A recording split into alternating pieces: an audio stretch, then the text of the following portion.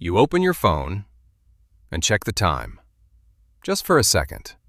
40 minutes later, you're still scrolling. You don't even remember what you were looking for, but you couldn't stop. And here's the part most people get wrong. It's not a lack of willpower. It's neuroscience. Your brain was designed to do this. Or more precisely, it was designed for you, engineered, tested, optimized, with one goal: to keep you right there, scrolling. Today, we're going to break down what the dopamine loop really is. Why modern content doesn't just entertain you, it rewires you. How it starts, how it hooks you, and why it's so hard to stop. And most importantly, what to do if you're already feeling the effects. What people are starting to call brain rot, and why it's not as harmless as it looks. Dopamine is not a pleasure hormone. It's an anticipation signal. It doesn't spike when you feel good. It spikes when your brain expects to feel good. That changes everything. Because this system is ancient, evolutionary. A hunter felt that signal while tracking prey, not when eating it. Today, that same system is being redirected towards screens, notifications, endless feeds. The mechanism didn't change. The target did. The typical dopamine cycle is simple: anticipation, effort, reward. Between each step, there is time and effort. And that delay is what kept the system balanced. But modern platforms changed that. TikTok, Reels, Shorts, they removed the effort and compressed the reward to seconds, sometimes less than 3. The brain no longer waits. It expects instant reward without cost. And that changes behavior, because what feels free is not free at all. This is called variable reinforcement, the same mechanism used in slot machines. You don't know what the next swipe will bring: boring, or funny, or surprising. And that uncertainty is exactly what keeps you watching. When dopamine is released too frequently, the brain adapts. It desensitizes.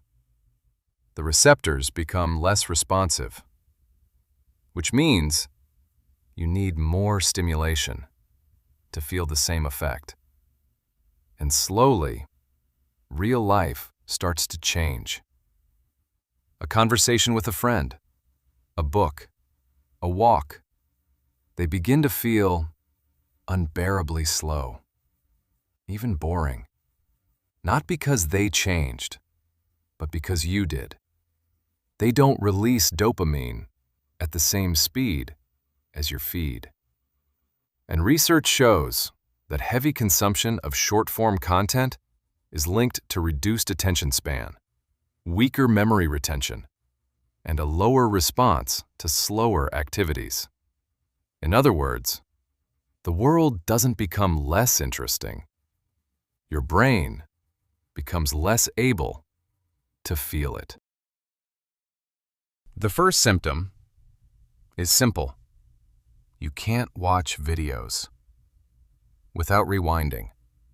Even a 2-minute video feels too long, so you speed things up 2 times.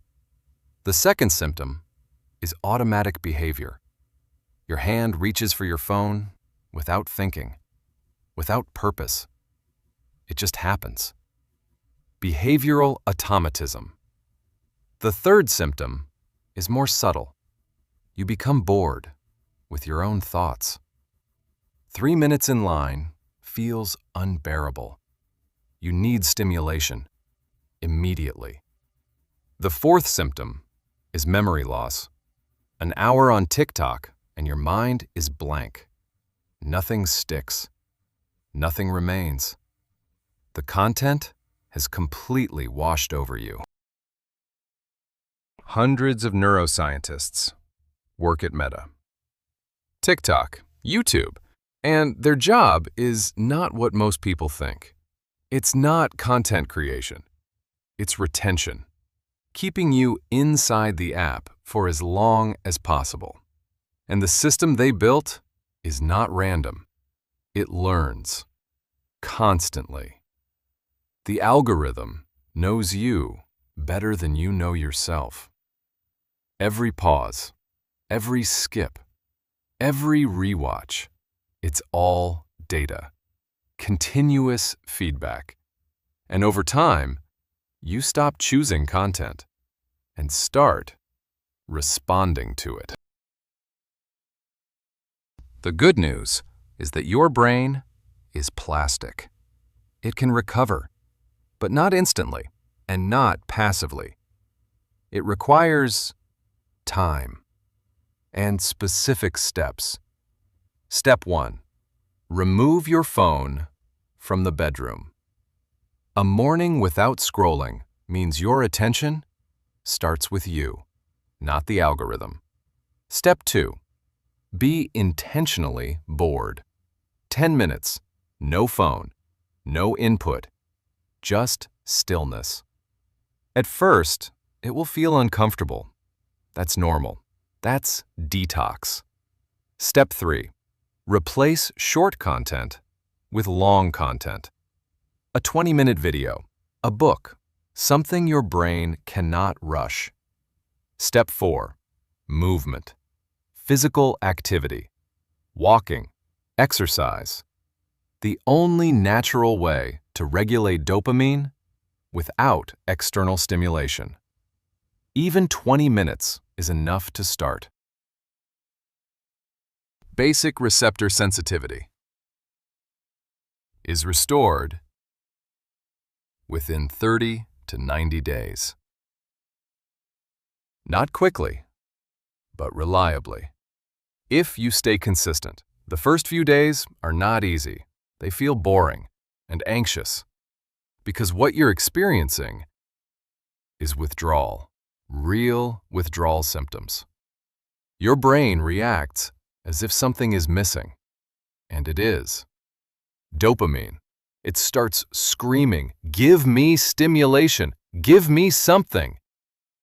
But this is the moment where change begins. Because instead of reacting, you pause and you say, no. Your brain was shaped over millennia by evolution.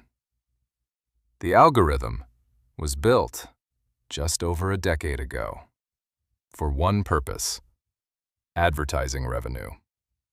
One is ancient intelligence. The other is optimization. And here's the key point. You are not weaker than the system. You are just not aware of how it works. And awareness changes everything. Because once you see it, you stop reacting blindly and start choosing again. Write in the comments how many hours a day you spend on your phone. No judgment, just honesty. Because awareness is where change begins.